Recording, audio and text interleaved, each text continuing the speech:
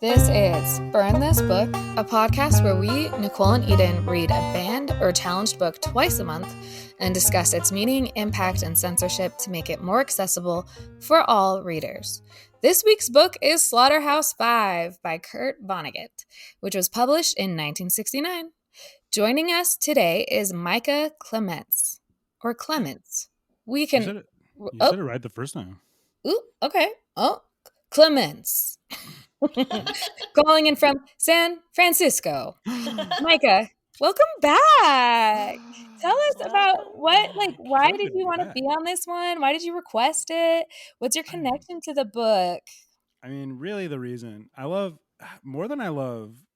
Slaughterhouse-Five, I love Burn This Book. I'm a Burn This Book head more than I am a Slaughterhouse-Five head. But oh my God. But I do love Slaughterhouse-Five as well. I had read it previously, and I think it's one of those. I feel like that we've done several of these that I've guested on that are like books you're supposed to read in school, and I didn't read for school. I just read them normally or whatever. So or whatever, I don't know, whatever it is to just pick up a book and read it outside of school.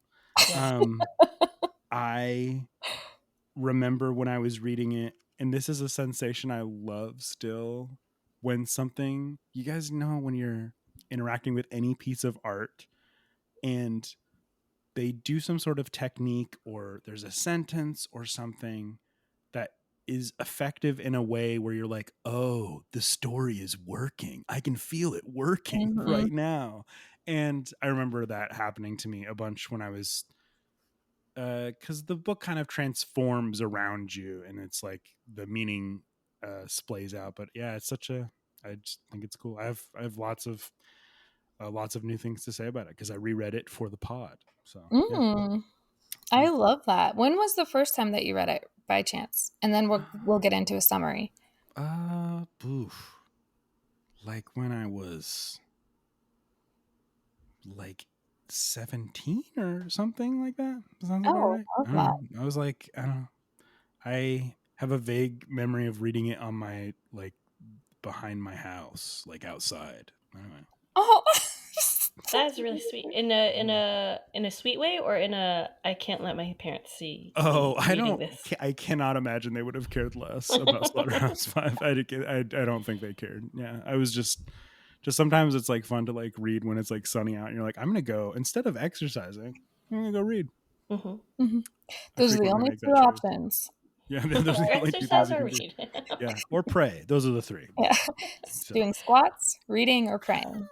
That was before social media. Now we can have it all. Now you can do all three at once.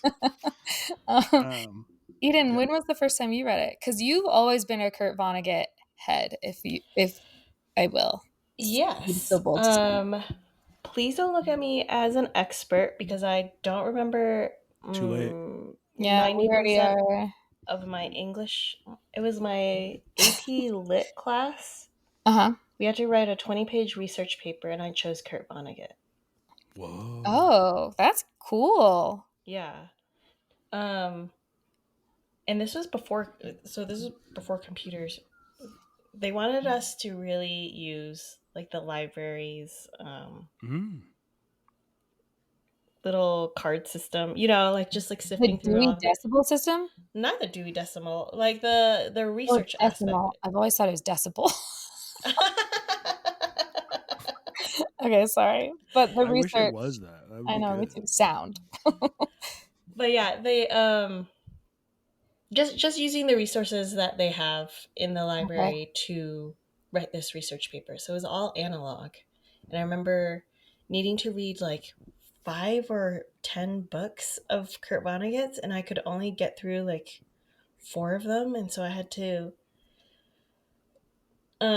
use Spark Notes to finish the rest of the books in order to write a paper. It was so much work. Did you read any biographical, or did you just like kind of take his novels and just treat them as biographies? I'm so curious about this journey for you. I don't remember at all. I did do some biography, and a lot of his books pull a lot from his personal life. Yeah. I mean, yeah. This one, he just like, he really did go hi, I'm Kurt Vonnegut. Yeah. And I have Hello. PTSD. Yeah, And that's so interesting. he was held as a POW in a slaughterhouse. Yeah, Yeah. that is so interesting. I love that. That's really cute. And a clarification, that wasn't necessarily before computers.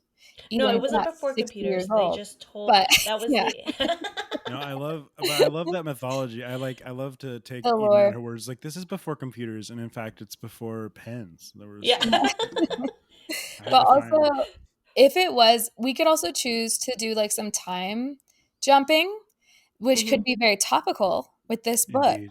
Mhm. Who wants to give a summary? Dun, dun, dun, dun, dun, dun. We usually have the guests give a summary. Oh, If you Micah, remember that, I'd Micah. would love you to be do it. willing?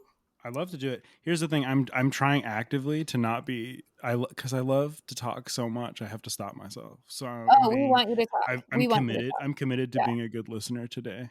Okay, but Uh, Micah, I'll edit the heck out of you, so don't worry. Like, I'm gonna make sure. I'm gonna make Okay, sure you're don't not really on worry. the pod, dude. Don't I'm worry. gonna make sure you don't show up. it'll be those memes. Have you seen those memes where it says our Gen Z person edited our videos? It's Yes. just all of the millennial inhales. Just Rough. A plot summary of Slaughterhouse-Five by Mhm. Kurt Vonnegut.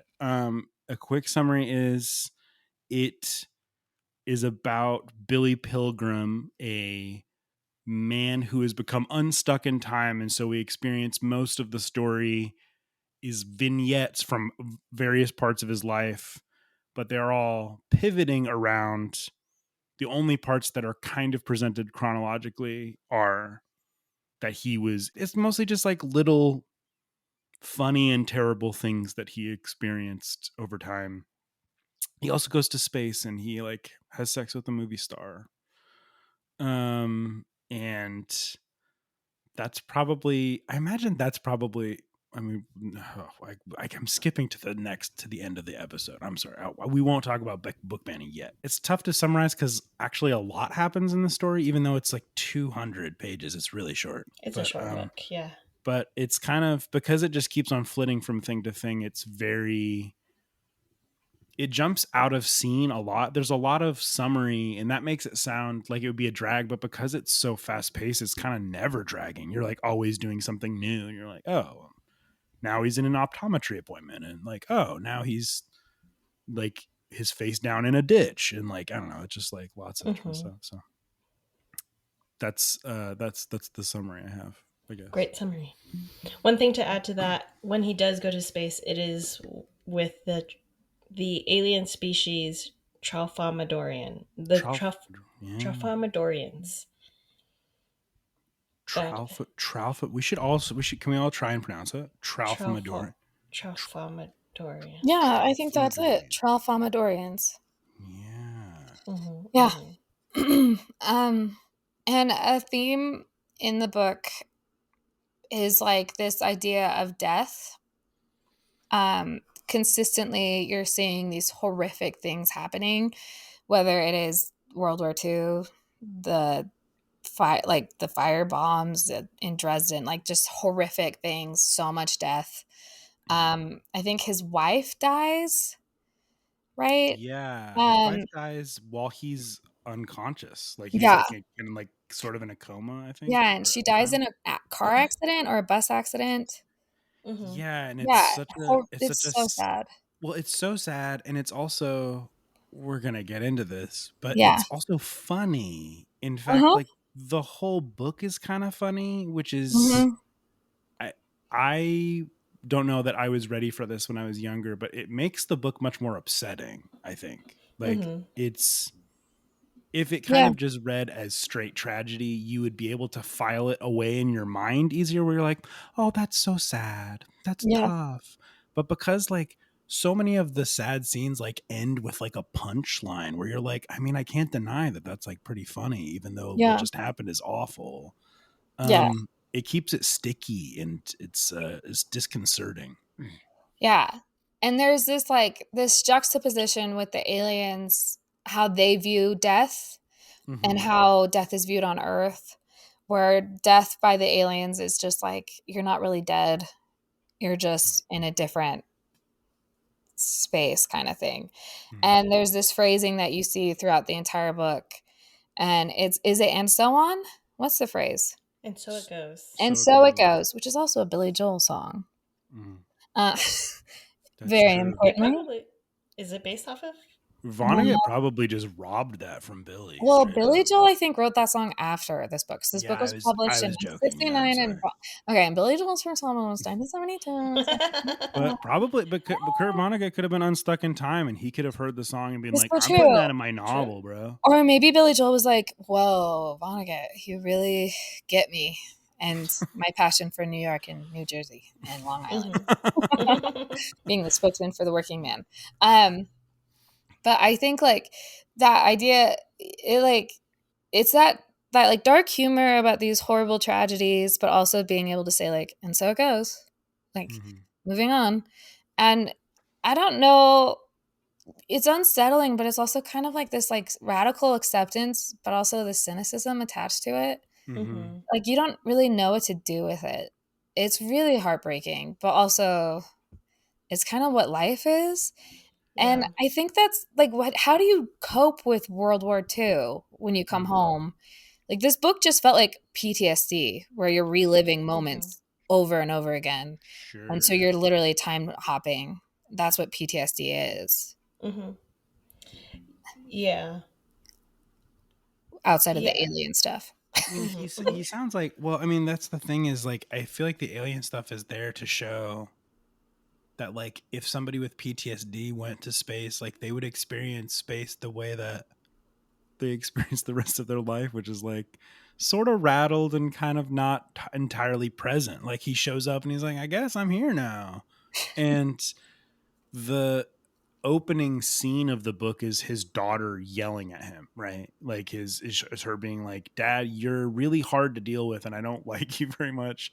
And he's like, sorry about that. And like his blasé reaction, I can imagine, would be like the most infuriating thing ever to live with. And it feels like a reflection. It almost feels like that is the jumping off point of inspiration where he's like, I wonder how somebody who is so blasé and like ruining their family relationships by not caring, how does somebody get there? And he, like, probably that's, I mean, I get the feeling that Vonnegut is writing about Billy Pilgrim and not himself, because I think, sorry, I'm jumping around. Oh, you're good. I get the feeling he's writing about Billy Pilgrim and not Kurt Vonnegut himself, because I don't think that Billy Pilgrim is a direct, I don't think that he is saying I reacted this way. I think he's taking a lot of what he's observed in people around him where he's like, well, this seems like a reaction I've seen for PTSD. And it feels like that separation is even more clear because there's various points in the book where he will like interject and be like, I was actually here. This is one of those scenes where I Kurt Vonnegut saw this happen. And always staggering. It always actually stopped me in my tracks because I don't know, something about like hearing the author be like, by the way, that happened. This one's not fictional. And that's just kind of crazy. So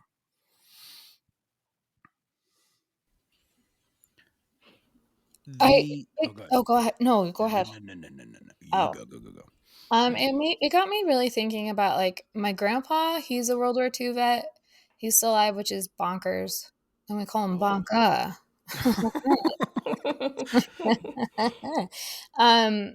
He's 101, Micah. It's He's wild. 101? Yes. Man, Wow. that's congratulations I mean, thank you.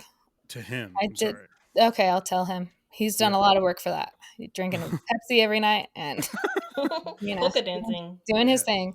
But I remember like he didn't really talk about the war ever when I was little, like at all. He never like addressed it at all. Like he would bring up like the ship he was on. He'd like tell little funny stories about certain things. And then he had a stroke when he was like 90, 92 years old. And that's when like a lot of the memories kind of were unlocked. And he would start telling like pretty stressful stories that happened. And when we'd bring up World War II, like you could tell he was like going to a different place. And that's when he started having like night terrors about it. And it was really interesting. I think that's gone away for the most part. But like it was really interesting how his brain like really tried to protect him from it, and then how his stroke kind of opened that box. Mm-hmm. Um because like there's nothing that I could do to understand what he went through and to understand the fear he had for a long time. Mm-hmm. And I think that that's like such a critical piece, and I think that's this book is just like Kurt Vonnegut. He also had PTSD from what I read, um, and I think when like you're sitting in that space of just like, okay, I'm back at this place, and no one understands this horrible thing that I saw, to the point where I have to go to like an alien place to even like have a conversation. Mm-hmm. Because like this is an alien place as well, this earth, because of what I experienced too. Like Mm-hmm. nothing is real at this point. Mm-hmm. I don't know. It just is like it's really incredible how creative Kurt Vonnegut is, and how you could read the book in a way of like, this is science fiction. He really did go meet the aliens and have that experience. Or you could read it as like, oh, this is just like a person going through a mental health crisis. Right. You Yeah. know, It's like it there. you could read it both ways and it'd still be powerful either way. Right. It feels perfectly reasonable to be like, he's not going to space. He's not unstuck in time. This is a guy who's crazy, basically. Mm-hmm. And it kind of still functions entirely the same, almost like it doesn't. It Totally. almost doesn't change the reading of the story. Yeah, it's interesting. No, I Yeah, like that which a is lot. yeah, it's so cool. It's so cool. He does that in all of his books though, where you could interpret it as like straight science fiction, or you could Mm-hmm. interpret it as like Hmm. a metaphor of a more human He's thing. very good at metaphor. Yeah. Yeah. Cat's Cradle Oh, is, I think, one of my favorite books. And that in itself is, yeah, very similar themes of fatalism, some acceptance of the horrors around you. I think like his passivity too, building off of what you were talking about, Nicole, of just coming back from such a horrific thing and just realizing, oh, I'm supposed to live a normal life now. I will marry this girl that I don't actually find that attractive because I'm supposed to be married now. I'm mm-hmm. supposed to have a family now.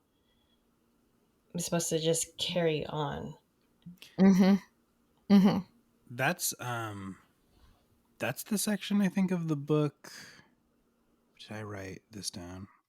I feel like I started taking notes late, so there's a lot of stuff in the first half that I don't talk about in my notes. But Micah. I Kidding. know, no, for Just sure. kidding. You're fine. Basically ruined this. Ugh. Um, the scene, their wedding night, is one of the only parts that made me actually like cry, where I was like, oh, this is brutal to me. But I think that's something that he's so good at, is that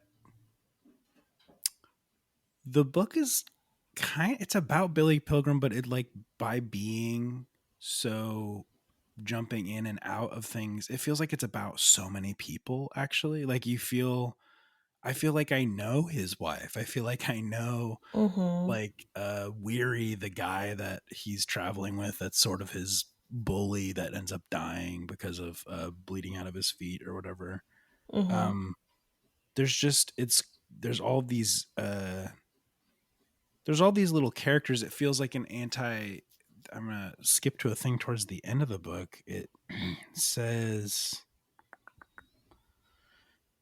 that's right. On page 164, it says, one of the main effects of war, after all, is that people are discouraged from being characters. And I thought that was such an interesting thing to Mm. say.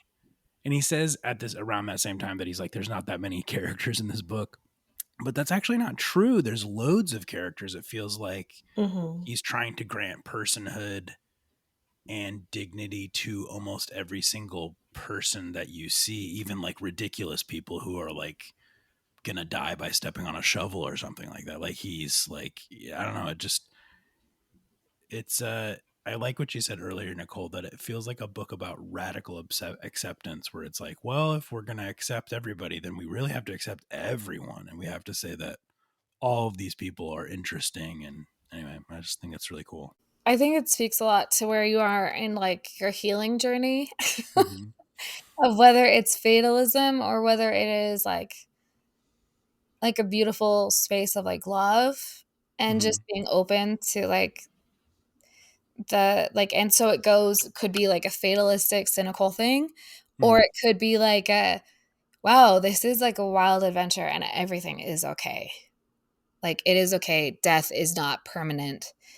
Um, nothing is truly the tragedy that we on earth believe it is. Mm-hmm. It will be okay. Um, and I think that we could see it either way. And I really do think that speaks to like where we are as a reader. Right. Because the aliens see it as like, no, death is, and so it goes. Like death is, it's not real the way this earth life sees it. Mm-hmm. You I people. I don't know if I read it at that hopeful. I think like yeah, I'm trying to remember what the Trafalmadorians Mm-hmm. don't they? So they live. They also are unstuck in time and can travel wherever they want, whenever they want. And doesn't their race get like exterminate themselves in the future? And yet, is that right? Am I remembering Yeah, that that's correctly? correct. Yeah. Yeah. Yeah. And so I kind of read it more less hopeful of like death is just a part of life, and more of like death is coming, so why fret about it? Interesting. I read it Yeah. as like death because time is not real, because they also time hop. It's not Mhm. linear. That everyone is always dying. We've Mhm. already died. And so, but so we're not actually dead ever Mhm. because we're time hopping constantly. So Yeah. mourning doesn't make any sense because we can time hop to another time when that person's alive. Yeah. So no one's Hmm. actually truly dead. That's And there's interesting. tons of different moments. So it's Yeah, like, because yeah. I kind of read so it goes. It. Uh, I guess it's so it. I'm trying to think. Tenses. Past tense would be and so it went, right? And so it Mm-hmm. goes. Yeah, it just like keeps on going. hmm Death happens and you just move on. Mm-hmm. Like there's no I feel like they don't really revisit the people who died and like every single thing like I wish I wrote it down. But I remember there was one thing that it was something as silly as like, oh, like the toaster died, so it goes. Yeah, Something like that. Yeah. sometimes it is a punchline. Like it's like hmm like it's so it goes is funny to say sometimes, which hmm is Mhm. I wrote down that it I think this is one of the things that makes I we have not been beating around the bush. Slaughterhouse-Five is a masterpiece. This book rules. And at least that's Micah's opinion on that. Yeah. Mhm. And I think so it goes changes from a punchline to coping mechanism to prayer almost Yeah. on page 103. Um, there's I like think a you're going to line read the there. same thing that I was going to read. Keep going. Oh, then well, I mean, No, keep I want going. you to read it, but No, it's keep on going. page 103. It's there's lines of dialogue and the lines of dialogue are interrupted by so it goes, and it's like Kurt Vonnegut is crossing himself. Like it's the same, like like when you see somebody um like something evil is mentioned, or like something is hmm mentioned in conversation, and like you'll see like Catholic people sometimes just like do a quick cross for themselves, like they've just like hmm done like miniature prayer, and it's like back into the conversation. It doesn't interrupt anything. hmm Mm. It's see, I wrote down it's 103. Um, yeah, it says like, uh, does your mother come to see you often? My mother is dead, said Rosewater. So it goes. I'm sorry. At least she had a happy life as long as it lasted. That's a consolation anyway. Yes. Billy's father is dead, said Billy's mother. So it goes. a boy needs a father. And it just keeps on like the conversation is almost unrelated to that, but it's just like Kurt Vonnegut's like, it does come off as this like he's almost like it's like touching the grave, like to like it comes off as honoring to me sometimes, Mm-hmm. where it's like which also, I mean, like these are all, many of these characters are fictitious, but we know that Vonnegut is wrestling with a real event that really happened to him and other Yeah. people. And so there is this feeling of like, how do you make this make sense even in your brain? Yeah. I don't know. I think it's, and one of the reasons that I was saying that it's a masterpiece is I think as the story goes on, so it goes changes all the time in terms of like what it seems to be indicating and what it means. Cause like, I agree with Eden that it doesn't always seem hopeful to me. Like sometimes it feels really dark to like when he says it, but there are like other times where I'm like, I don't know, there's a lightness to this. I don't know. It's Yeah. very strange. Can I share a quote? Because Mm-hmm. in just that same way, it becomes like a prayer and like a Buddhist kind of like it transforms for me. Mm-hmm. But this is from I don't remember what part this is in. I'm gonna find it in the book and tell you the exact page. But it says the most important thing I learned on Tralfamadore was that when a person dies, he only appears to die. He is still very much alive in the past. So it is very silly for people to cry at his funeral. All moments, past, present, and future, always have existed, always will exist. The Tralfamadorians can look at all the different moments just the way we can look at a stretch of the Rocky Mountains. For instance, they can see how permanent all the mountains are, and they can look at any moment that interests them. It is just an illusion we have here on Earth that one moment follows another, like beads on a string, and that once a moment is gone, it is gone forever. When a Tralfamadorian sees a corpse, all he thinks is that the dead person is in a bad condition in that particular moment. That is like such a Buddhist, it's just a one moment where that person's like in a bad spot. But that same person is just fine in plenty of other moments. Now when I myself hear that somebody is dead, I simply shrug and say what the Tralfamadorians say about dead people, which is, so it goes. And so I think the hope is that idea of like that dead person is in a bad condition in that particular moment. And so getting out of that linear space, I think is that time hopping bit. And I think I think that's where the hope is. But I also think it's like really hard to get out of that linear space. And I think that's the tension in this whole book, because even as a reader, we want it to be linear, and he doesn't let us. He doesn't even tell the story in a linear way, you know? Absolutely. I was thinking about burn this book callback. You guys once covered a little book called Beloved by Toni Morrison. Don't remember it. Don't care. Just Never heard of I it. can't really recall. Thanks. So, that book is also a masterpiece, and it's reminded me of.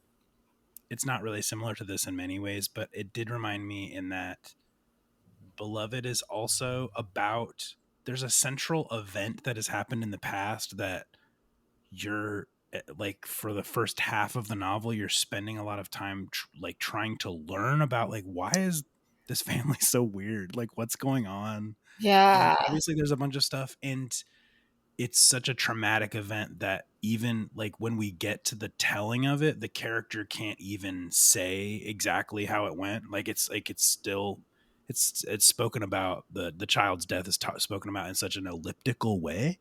And I was thinking about that with this book and Wow. how he talks about like, we're building to the bombing of Dresden. We keep on talking about it.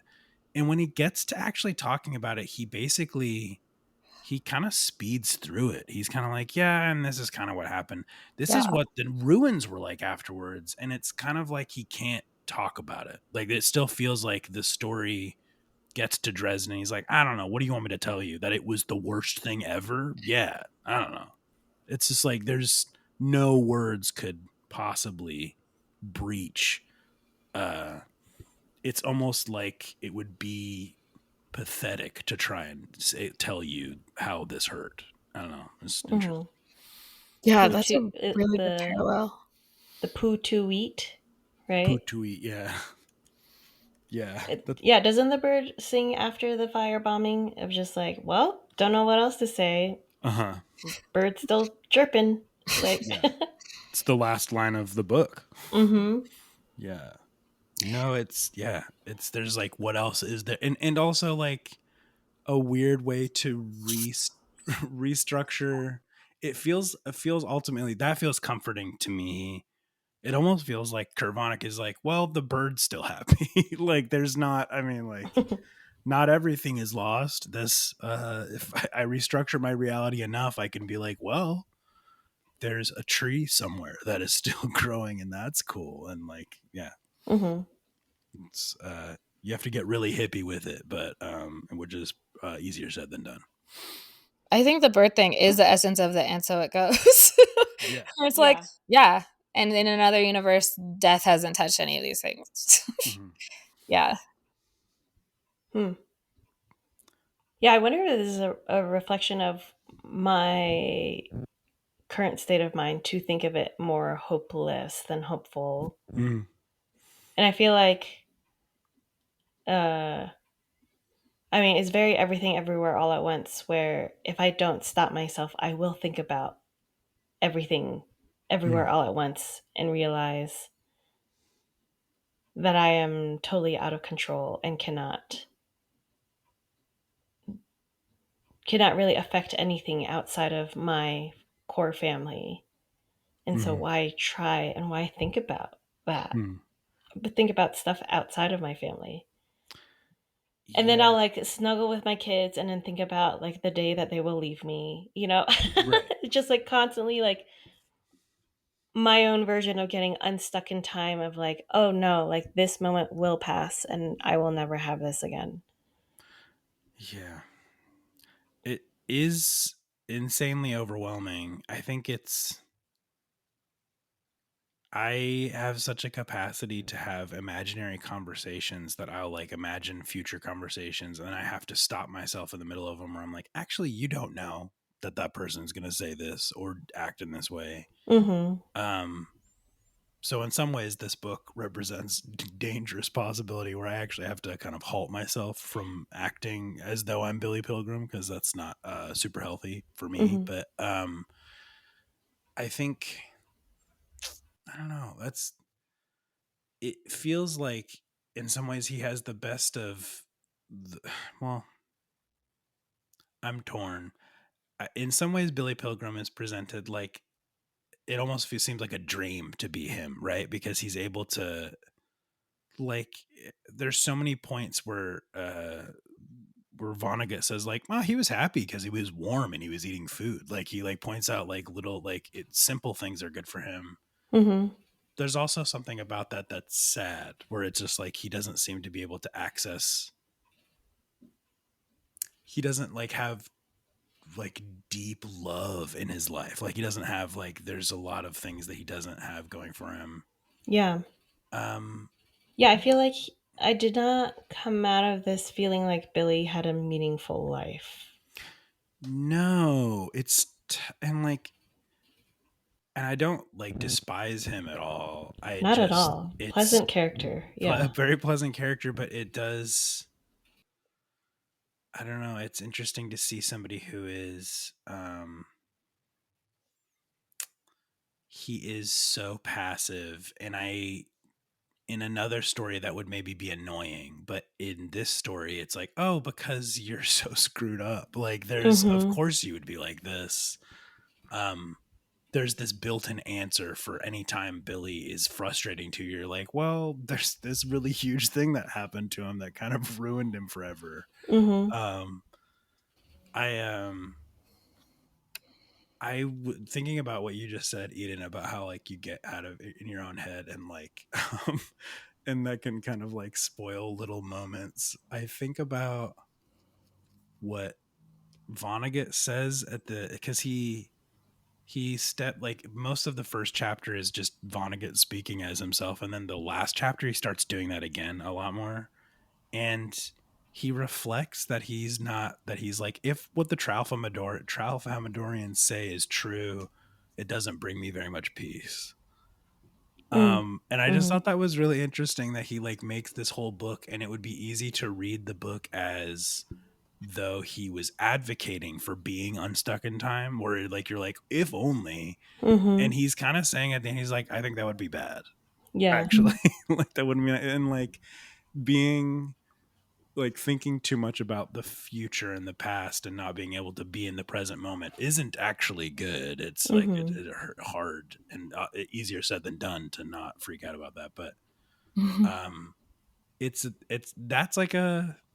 that's another little turn that I think makes this book special, because it complicates a lot of what we've heard before. I can imagine somebody digesting so much of what Billy Pilgrim's journey is, and especially in our, not to come in too hard on the current generation, but I do feel like there's a lot of people who are anti self-improvement, and there's lots of the idea that like you're good enough as you are, and in fact you've never made mistakes and you have never done anything wrong, and anybody who says otherwise, you can use therapy speak to defeat them, don't worry.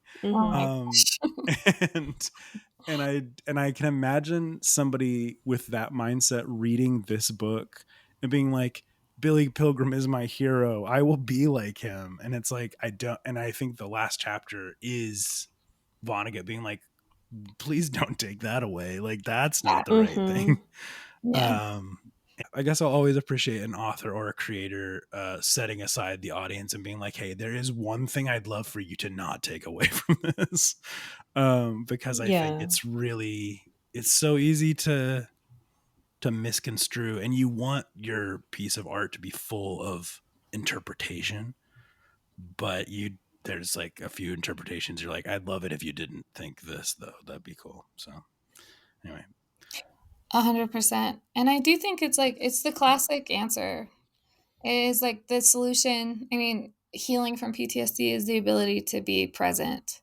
Getting out of those like triggers. Yeah. When you're out of your body and you're reliving those moments is being present, getting grounded. And I think that is really interesting. And I think it's interesting how the book ends. Like Billy Pilgrim is murdered on the anniversary of I just remembered that. That's crazy. Yeah, and that's it's like, wild. It's really interesting because it could mean something huge, or maybe it doesn't mean anything. And I think that I think that's kind of cool. Is like, I do think we kind of can give it the meaning we want to give it, and I think Kurt Vonnegut gives us that opportunity. Yeah, and also what's wild is that Billy Pilgrim knew he was going to die at that moment, and I wonder if that's because he's not stuck in time, that he could foresee that, which is very fascinating. And if that's a happy ending for him, I don't know. It doesn't feel happy, but it is. I mean, it's tough to be too sad because he's so unbothered, right? It doesn't get. And that's sort of the trick of the book, right? Is there's so much of it that there's so much rottenness in it. There's so many passages that I was like, oh, that's terrible. I hate that you told me that. But it's also just the manner of the book is so unbothered that it's tough to, I don't know, it doesn't it's not easy to I don't know, it makes it stickier, I guess, is the thought that I had. Totally. Well, and also Billy Pilgrim was no hero. Like throughout the book and during the war, he was not like a hero. He's not someone we venerate or anything like that. He's just a person going through this horrible thing. And I think that also makes it like, even his feelings about it aren't like beautiful or heroic and all those things. And I think that's really important too. I don't know. I just like, this is so how PTSD feels. It feels obsessive. Yeah. It feels out of control. Yeah, it feels everything everywhere all at once. That really stuck to me, Eden, when you brought that up. It's like if I let it, it spirals into that space. And I can't let it. Yeah. I've done some EMDR And it's Mhm. really interesting because you pick moments that were really just distressing in your life and you basically revisit it until it has no effect on you anymore. Um, Hmm. and like you do this through like, yeah, just there's like a clicker or if there's a visual tracker that you track with your eyes going left and right. And maybe I'm reading way into this, but to me, it kind of reads as like simulating uh, REM eye movement Oh, of just like interesting. helping to process that. Yeah. And yeah, so just like obviously the first time revisiting a memory is really distressing, but then over time, there's different like, oh, like how do you feel about this now? Or like versus, and compare it to the beginning. And as it gets lower, then you are then quote unquote somewhat healed from that and can move on to the next distressing memory, which I think is interesting, like talking about being unstuck in time, because there is value in being unstuck in time if it's controlled, I think. Yeah.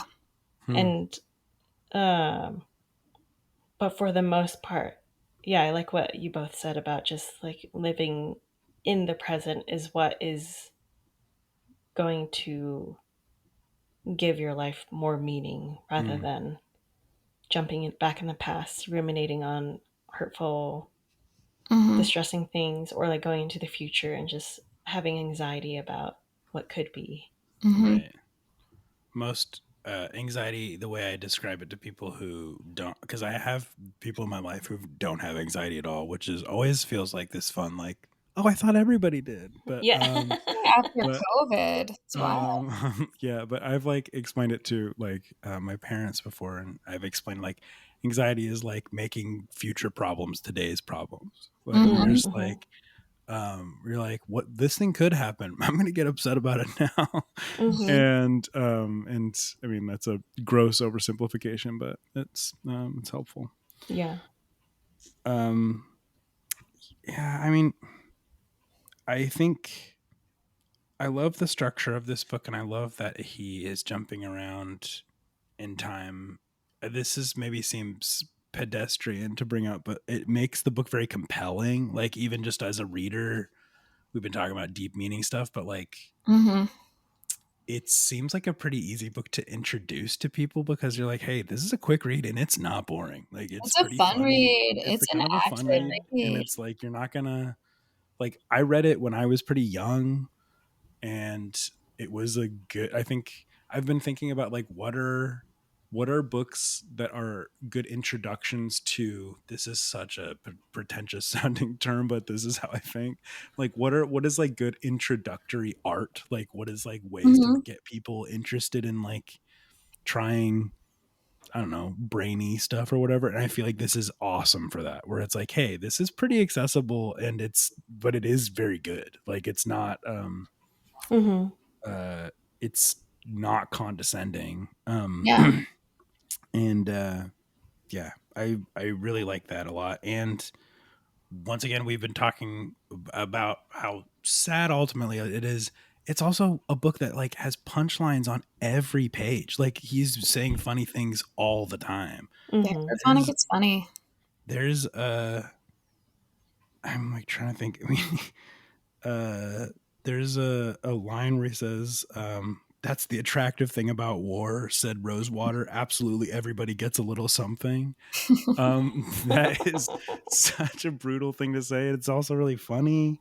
Um Another sad funny line, most Tralfamadorians had no way of knowing Billy's body and face were not beautiful. This had a pleasant effect on Billy, who began to enjoy his body for the first time. um it's That's so sweet. It was very exciting for her, taking his dignity away in the name of love.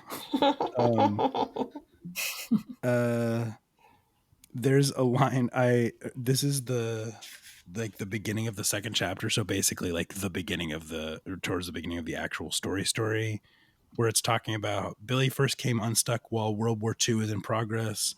Billy was a chaplain's assistant in the war. A chaplain's assistant is customarily a figure of fun in the American army. Billy was no exception. He was powerless to harm the enemy or to help his friends. In fact, he had no friends. And like it just keeps on going, and it's like, that's sad, but it is It's so pretty funny brutal stuff. though. So that is, yeah, there's I mean, like there's little moments like he pulls the boots off of they see the British soldiers putting on the Cinderella play, and he ends up like trying the boots on that were like used as props, and they fit him perfectly, and it's like this little beautiful moment. And in the book it like says that Billy Pilgrim was Cinderella in that moment, and like that's such a sweet weird thing, and I love that. I also like that it's interesting we don't spend a lot of time with he doesn't let us make the enemy soldiers into the villains of the book. Like it would be easy for a war novel to make. If you think about most war stories, they're like, well, the bad guys are fundamentally the ones who are doing the most evil, and that's the Nazis or like whoever, like which let it be clear, super evil. But he doesn't like let us spend any time with him, and so the villains we end up with, to me, like one of the biggest villains in the book feels like the guy that's in the room, his hospital room towards the end of the book, Rumford, who's writing like volumes about war. The way he describes Rumford, I'm like, oh, like this is the worst guy in the world. I hate this guy so much. He's just like a 70-year-old dude whose leg is in traction, and it's like there's so much venom inside this guy's heart and mind. And that's so much more fun to have like the villain of the story be like, this is somebody you could become, actually, is like somebody who has all this nastiness in them. Anyway, sorry, I was just hopping around little things that I like. No, I'm glad you brought that up because honestly, Kurt Vonnegut is so funny. He's able to tackle really heavy things with so much humor. It's He's amazing. Yeah, I would say in terms of war books, Slaughterhouse-Five, Cat's Cradle, and Catch-22. Catch-22 is one of the funniest books I've ever read. It's very funny. And it's, also about war and the atrocities and the meaninglessness of it all. But it's so funny. I think there is something to be said about like author. Well, I mean, I think this must also just be an attitude thing that people who make these stories are thinking, well, I'd rather they be funny than not funny. But there is also something to be said that a story with sugar in the spoon just makes it more likely that more people will consume it, right? If Slaughterhouse-Five once again was a slog, then people would be like, well, it's a tough read, but it's not a tough read. It's like, oh, actually pretty fun read. We all like it. It just it also kind of makes the Vonnegut just makes the story not feel, it doesn't make the message feel precious, because he's really good at communicating, but he's also really good at not putting his finger on it too like obliquely. I don't know, like it just he's smart. I'm loving this convo. I love all of you. Why do we think it's banned? I think it's because of the innuendos, the sexual intercourse with the alien.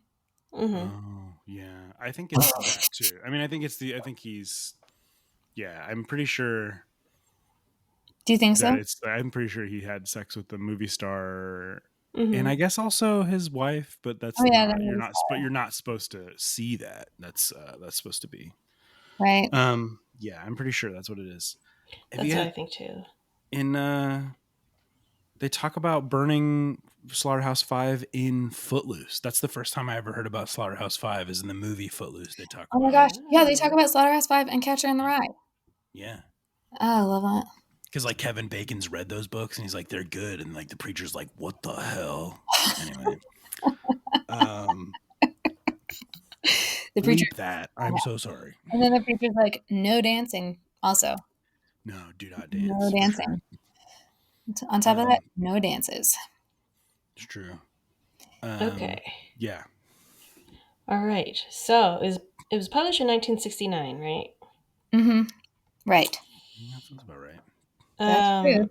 1972, it was, let's see, following the ruling of Todd v. Rochester Community Schools, it was banned from Rochester Community Schools in Oakland County, Michigan, because the circuit judge described the book as depraved, immoral, psychotic, vulgar, and anti-Christian. It was later Anti-Christian. reinstated. Oh, right. Because it has a really cool section about the Tralfamadorians rewriting the New Testament. Oh, yeah. Where they like saying that like if the point of the book is to communicate that that like to act in this way, then you should have written this story. Yeah. Oh, that's cool. That's fun. It is. Great It is. question. Yeah. It's just It's it's such a peaceful thing to say. It's such a funny thing for people to get mad at because it seems so mild to me. That's so funny. yeah. So funny. But also those choice of adjectives: depraved, immoral, psychotic, and vulgar, and Psychotic, anti-Christian. Yeah. implying that the book could make you go crazy. Yeah. I mean, they're not wrong. It made me go Nicole lost her mind. crazy. I love it. There's some other. Okay, so in 19, when was this? 1982, the U.S. Supreme Court was involved. It was considering the First Amendment implications of the removal of the book, among others, from public school libraries. In the case of Island Trees School District versus Pico, and concluded that, quote, local school boards may not remove books from school library shelves simply because they dislike the ideas contained in those books, and seek by their removal to, quote, within a quote, prescribe what shall be orthodox in politics, nationalism, religion, or other matters of opinion. I'll be reading more about that case later. Oh, okay. Let's see. 2011, banned in Missouri. Let's see. Sure. And the Kurt Vonnegut Memorial Library countered by offering 150 free copies of the novel to the Republic High School students on a first-come, first-served basis. 2024, Tennessee state law. Tennessee? Yep. Banned along with nearly 400 other titles at the discretion of middle and high school librarians. I am so annoyed by how cliche it is, always. It's always the same states. Yeah. Okay. Yeah, that is actually something I would love to talk to you guys more about because now you guys like know more about which states are doing this. So tired of it. if it's a ban, then how is it at the discretion of the librarians? Then it's not a ban then, right? That's just like a recommendation. No. Or like we'd rather you not. It's just them saying that they don't like the book and making it official their opinion of the book. Well, I listened to a great podcast. I don't remember what it was. About how like the first ban in America, one of the first bans in the New York Public Library, it was Goodnight Moon, because the children's book librarian hated that book. She just hated it, despised it so much. That's actually so funny. So funny. And for as long as she was librarian, that book was not in the library at all. That is such a funny, it feels so emblematic though. Just like people who ban books, they just don't really like that book very much. Yeah. They're like, nah, it's because I don't like it. I could see me just like taking that power and getting so corrupted by it, being like, hate that illustration. But out. And it's so funny because this librarian was basically the founder of children's libraries. Whoa. Of like creating a space where kids can be loud, and it has like all of these like reading time, all of that, all these children's programs, and then Goodnight Moon. Not in my library. She created so much light. She created so much darkness. Yeah. Goodnight Moon. She giveth and she taketh away, man. That's terrible. I love that. One last instance. In 2024, book was banned in Texas, another recurring state. on the basis that the novel is, quote, adopting, supporting, or promoting gender fluidity. I would love to hear where they thought that happened. I know.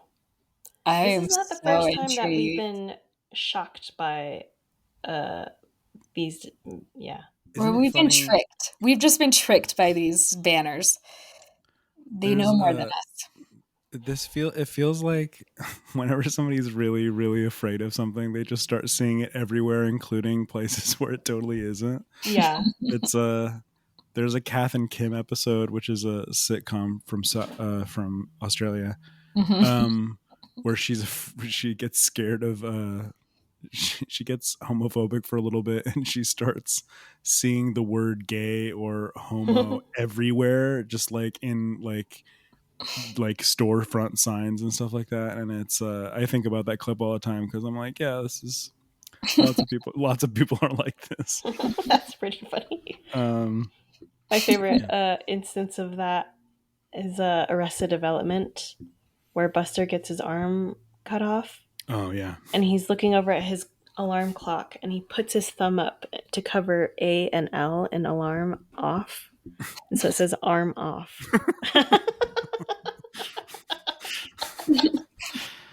Oh man, that's great.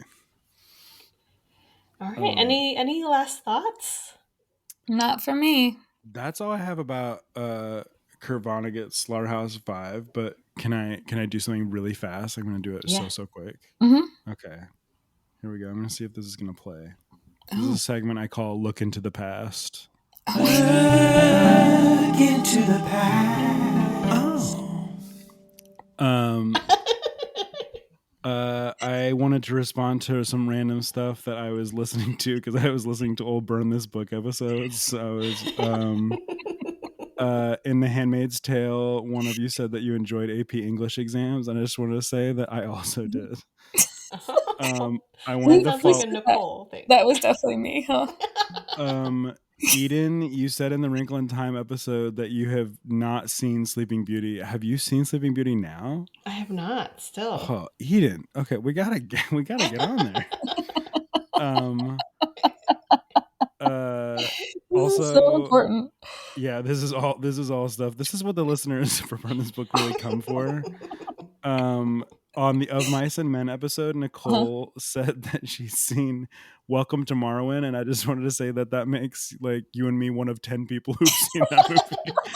Because nobody has. Nobody saw it. That movie doesn't exist, and it doesn't exist, and it was like the number one trigger of a movie. And I keep telling people about this traumatic experience watching it, and no one even knows that this movie is real. No, they're so like, it just seems like I made this like up. a dream you had. Yeah, like Steve Irwin. That's where I'm going wrong. Steve Carell has Barbies and is making things and wears high heels on the highway. Yeah, and that's all I can say. It's wild. This is a segment I wish to bring back someday, but now for the next segment, which is also going to be just as fast, which is I like to call Look into the Future. Oh, okay. Look into the future. Oh my gosh. You want to be on every episode of ours? Yeah. I love Burn This Book. It's great, and I love to think about it. Okay, so these are suggestions from all your fans, and they range from they start the most realistic, and then they get more and more crazy. Okay. On The Adventures of Captain Underpants, you guys were. Which is a comedy book. I came up with the idea. You guys should, when you do comedy books in the future, like Captain Underpants, you should have a laugh counter where you're like, here's how many laughs I had. Here's how many chuckles I had. Here's how many. That's actually such a good idea. You'd be like, yeah. That's such a good idea. Here's the most serious suggestion that I actually have. This is totally real. So you guys covered Harry Potter and the Sorcerer's Stone or Philosopher's Stone, whichever have you. Mm-hmm. And here's the thing. You both have so much to say about Harry Potter. And I've got great news for you guys. There's 6 more books. So like you guys, if you guys have more to say about Harry Potter, and who doesn't, you guys could just once a season be like, we're doing the next Harry Potter book, because I have other good news. every Harry Potter book has been banned. There's no way. They've all been challenged. So whenever you guys That's a want, good you can just point. be like, Chamber of Secrets, let's go. Bam. Do you Yeah. think that we should ever talk about the author? I mean, you definitely can. I think she is a troubling person, and it's kind of a fun thing to, especially if you grew up with Harry Potter, to balance. I mean, it's fun for me. It's not necessarily fun for everybody, but fun to think about like my relationship with this magical series that I used to love, with also like weird modern day implications. But I know. but I mean, I think I would probably restrict yourself mostly to discussing what's in the book, because it'll become eventually tiresome to just like talk about stuff that J.K. Rowling said on Twitter. But how much she hates Emma Watson apparently now. yeah, I mean, Yeah. if she wants to continue like burning down her life, she's welcome to do so, I guess. I don't love it, but that's so okay. Looking forward, looking into the future. So that's a real suggestion. Anytime you guys want, you're just like, you know what? Let's just do Harry Palette Potter. cleanser. Easy. Yeah. Okay. And the fans would love it also. So I'm just saying, so if you guys want to, you can. Okay. For your 5-year or 10-year anniversary, you guys should do a live show, and you can do like live music as well, because do you know a band featuring Prince Duck? Well, I was gonna say, I was actually saying that like, because Nicole, your dad does the opening theme, Also right? true. He does. That's true. Yeah, He's so quite the bluegrass. So man. he could just like, you should like, I don't know. Like, I mean, every time I listen to him, I'm like, let's get more of that. That's awesome. So, I can't afford him, Micah. I can't afford it. Okay. If you know anybody who's got connections, know anybody, obviously Prince Duck would love to participate in any Burn This Book celebration, but mostly I was thinking about Nicole's dad. We could also do a Camilla O'Corin Price a book signing of The Bluest Eyes, since she is featured on The Bluest Eyes Wikipedia page. She is. Whoa, that's great. It's still so bizarre. Yeah. That rules. I hate it and I love it. See, you guys are generating these ideas. This is exactly what I wanted. Now you guys are popping off. Here we go.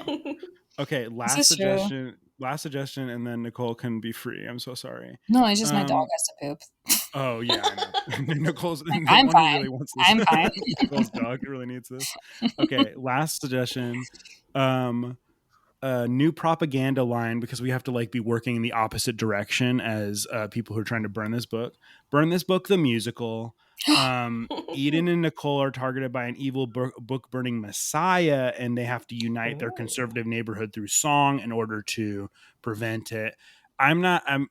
This is the one I came up with legitimately like 30 seconds before we started on the call. So I think this is your best idea though, because I think this would be really powerful. I agree. No, I agree. Here's the thing. They're only getting better and better. So I think I'm like, one of the songs could be like the title of the song could be like, and I don't even like this book, and it's like you guys being like, but I'm gonna die for it. I'm gonna die for this book. Yeah, exactly. There you go. Anyways, and then you can also do like fan casting for who you would like to play Eden and Nicole, or unless you guys want to play yourselves. But I was thinking we play ourselves, kind of like Cola, kind of like kind of like Pen 15, Yeah, no, exactly. Yeah, it's trash what I said. Exactly. I fan cast Nicole and Eden to be playing in the main roles. Anyways, that's the end of this segment. Looking into the future. That's it. That was a really strong segment. Do you have another segment? Looking into the present? Okay, I realized, because that's kind of what Eden needs most right now. I was thinking that I was gonna do looking into the now, and then we were gonna start talking about Slaughterhouse-Five after that.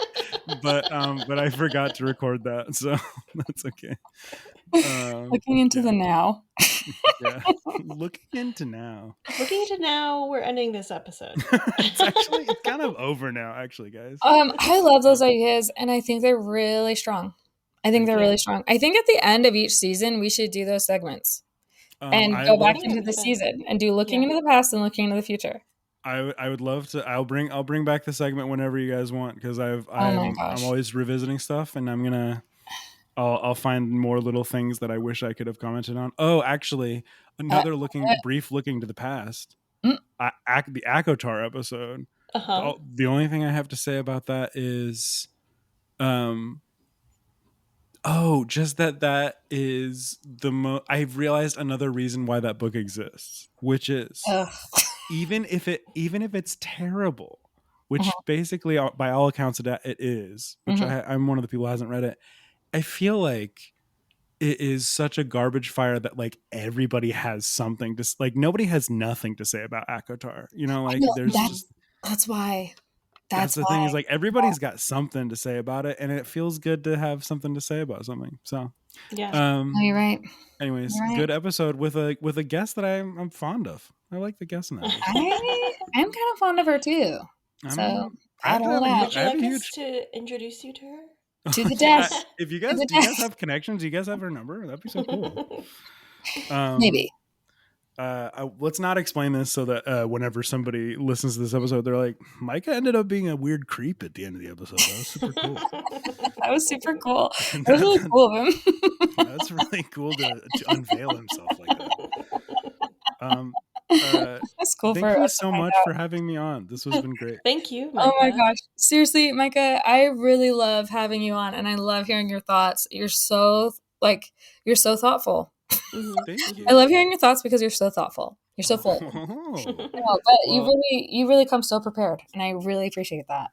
thank you. It's a pleasure to be on, and I appreciate your pod, and we'll continue listening as the episodes come. So, Oh my gosh. Thank you. Thank Yeah. you. All right, we'll close this out. Mm-hmm.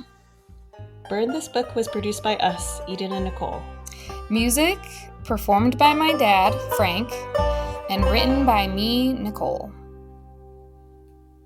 I think that's all I say.